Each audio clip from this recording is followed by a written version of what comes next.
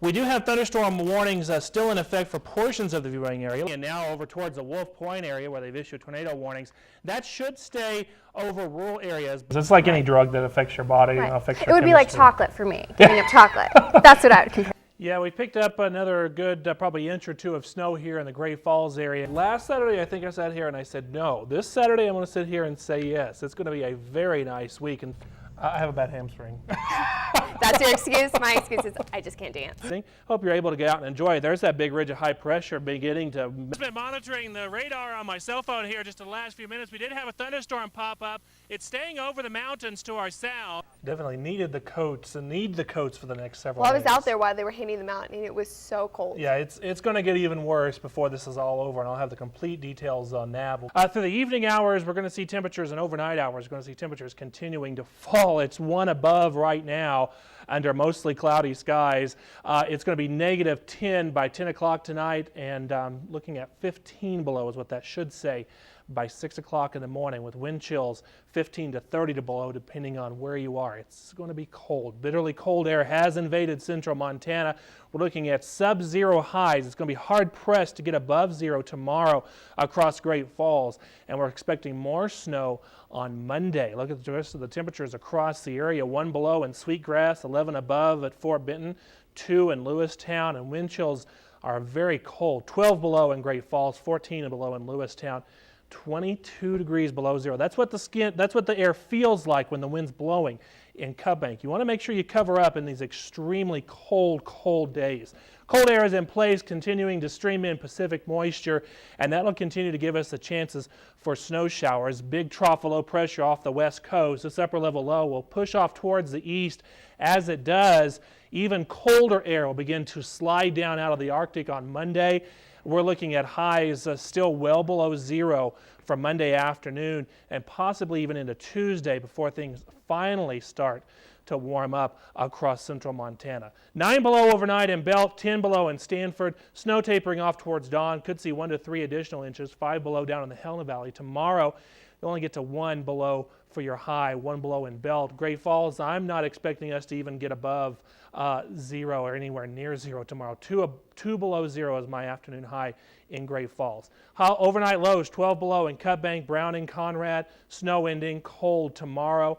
Wind chill values of 15 to 30 degrees below zero, 1 below in Conrad, 4 below in Cut Bank for your afternoon high.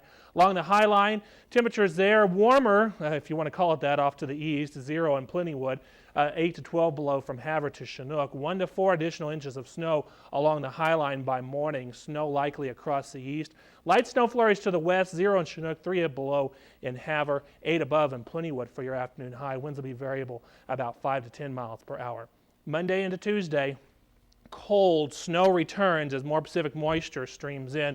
We'll start to warm up going in towards the latter part of the week. 26 on Friday, the day after Thanksgiving. All the flurry of emails, phone calls, and comments to KFBB.com on this one story alone. Only one Acculine customer stepped forward in support of Curtis Whitmer. Tonight, the final piece of the puzzle, that interview plus 2 of his former employees say they were never paid their final wages and rebut one of Whitmer's claims about his employees. And that project alone has been over 8 weeks.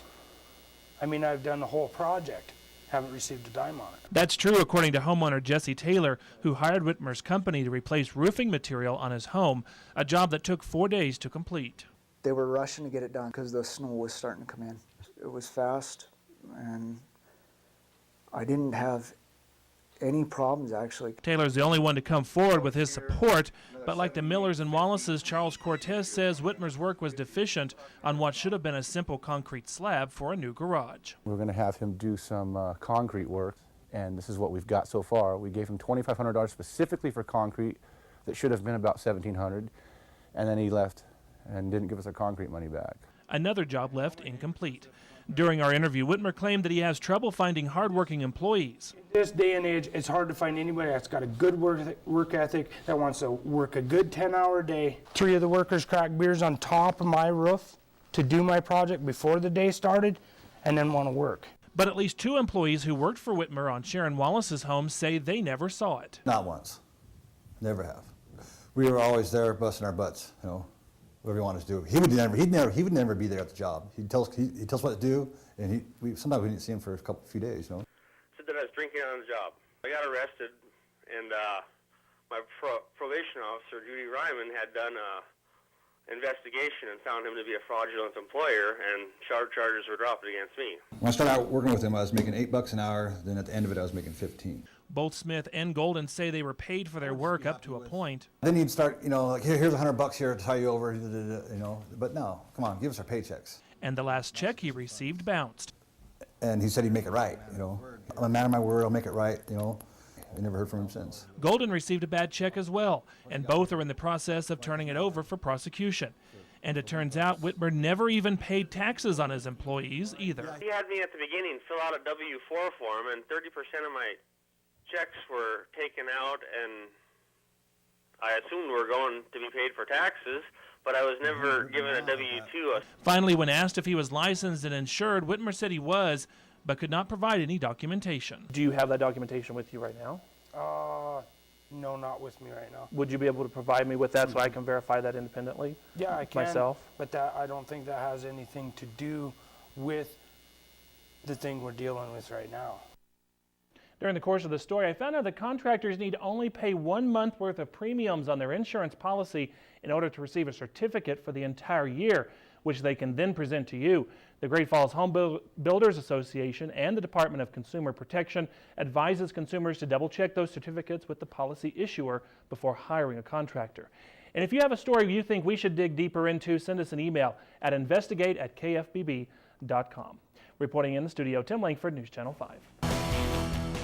Well, it's a calm after the storm, as most of the showers and thunderstorms have moved out of central Montana, or moved out of the Great Falls area anyway, and stayed off to our south and west. We do still have a threat for some severe thunderstorms during the evening hours. That was from our Stockman Bank Tower cam. I mentioned that real quick. Still a chance for severe thunderstorms across the area, slight risk from the Severe Storm Prediction Center. Also a 5% chance of a tornado anywhere in this green area.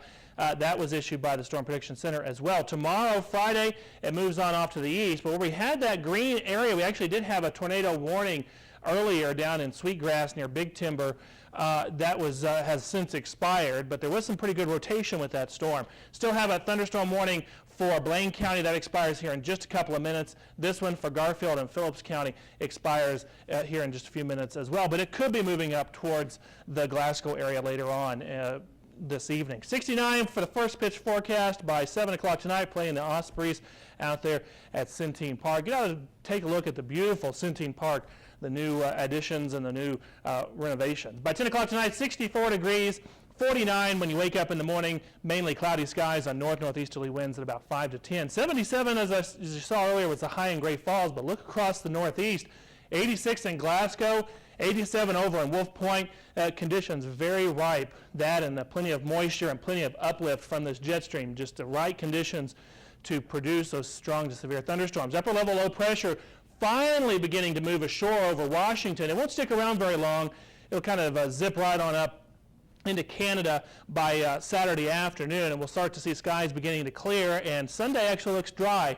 At least at this point, although the models have been flopping back and forth. Some showers when you wake up in the morning along Route 2 between Havre and Glasgow, Chester, Shelby could see a shower. Can't rule out one here in the Great Falls area. Tomorrow in the afternoon, they blossom up once again in the warm and moist air that we have across central Montana. Some of them in the evening could be strong to severe along the High Line once again, very similar to what we're seeing today. By Saturday afternoon and evening, I'm going to go with partly sunny skies, some lingering showers in the morning for Saturday, but the afternoon shouldn't be so bad. 57 in Fort Bend tonight, Lewistown 56, scattered thunderstorms through midnight. 51 in Vaughan, 69 for you tomorrow, 69 also in Stanford. Here in Great Falls, we'll get up to 70 degrees under mostly cloudy skies with some showers and thunderstorms in the afternoon. 40s, low 50s for overnights along the Rocky Mountain front. 60s tomorrow, showers.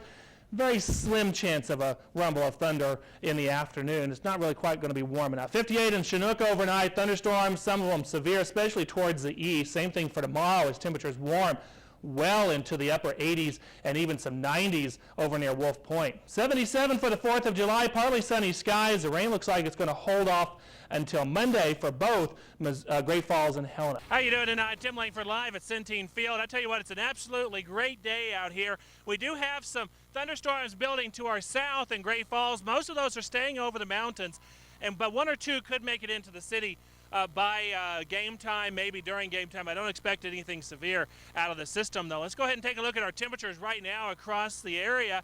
We're sitting mainly in the upper 70s and 80s right now. It's 80 2 degrees in Great Falls, 79 in Havre. We've got, look at that, 94 reported over at the Fort Peck Dam. I don't know how accurate that actually is, though. If we take a look at what's coming up next is our highs today. It wasn't too bad of a day across the state. Very warm, 80 in Missoula, 74 in Butte. Had some showers over near the Missoula area and down south towards Butte and the Bozeman area as well. And we're taking a look at now at our day part tonight. By 10 o'clock, 66 degrees. Could see a scattered shower or thunderstorm in the city through then. But when you wake up in the morning, partly sunny skies have returned. 54 degrees for the overnight low. West-southwesterly winds at around 10 miles an hour. Futurecast shows those showers pretty accurately staying along the mountains to our south. By 10 o'clock tonight, could see some from Helena over towards Townsend and the Stanford area up towards Lewistown. By the morning, most of it should have moved off towards the east, and we won't have to worry about the showers for Saturday, because Saturday is going to be absolutely gorgeous all across the state. By 2 o'clock, sunshine abounds, maybe one or two high clouds through the afternoon hours. The forecast for tonight, though, across central Montana, temperatures will be mainly in the upper 50s or mid-50s for overnight lows. 55 in Fort Benton, 50 for Stanford. Isolated thunderstorms, although those should, like I say, mainly along the mountains. Tomorrow, temperatures back up into the 70s for highs and even some 80s across the area. We'll get to 82 here in Great Falls by the afternoon under mainly sunny skies. The rest of central Montana, Fort Benton can be looking at a high tomorrow of 83, 79 in Lewistown on west-southwesterly winds 10 to 15. A little surface front will come across the Alberta area. That'll help to pick winds up, especially along the north overnight tonight and into tomorrow. Widely scattered thunderstorms. There's some showers up around the Cut Bank and Browning areas. 40s to low 50s for overnight lows. Gusts to 25 by tomorrow. Temperatures warm up quite nicely into the 70s for highs. And we'll see 75 in Browning on gusty winds to around 20 miles an hour, 80 down in Choteau. High line overnight tonight. Some severe thunderstorms are possible towards the west, or I'm sorry, towards the east from Wolf Point to Plentywood. Temperatures there will be in the upper 50s to around 60 degrees. By tomorrow, temperatures back up into the upper 70s and 80s for highs, and it'll be a rather nice day once the weather gets out of the way. Some lingering showers there. The next 7 days showing you, look at temperatures skyrocketing by the end of the week. 92 to start your week. Then by the end of the week, we start to see some afternoon showers and thunderstorms moving in. That's pretty typical for this time of the year. We're reporting live tonight at Centene Field. Hope you're able to come out and enjoy a great baseball game this weekend as we open up the 2010 season for the Voyagers. House Bill 106, which would implement a statewide 24/7 sobriety program, is now one step closer to becoming law. In a Saturday session, the bill passed its second reading in the House, 96 to 3. Senator Baucus is reintroducing his VETS bill, which would provide a tax credit for employers who hire soldiers returning from service. The bill would reinstate a program that expired in 2010, and if renewed, the tax credit would be worth up to $2,400 per veteran.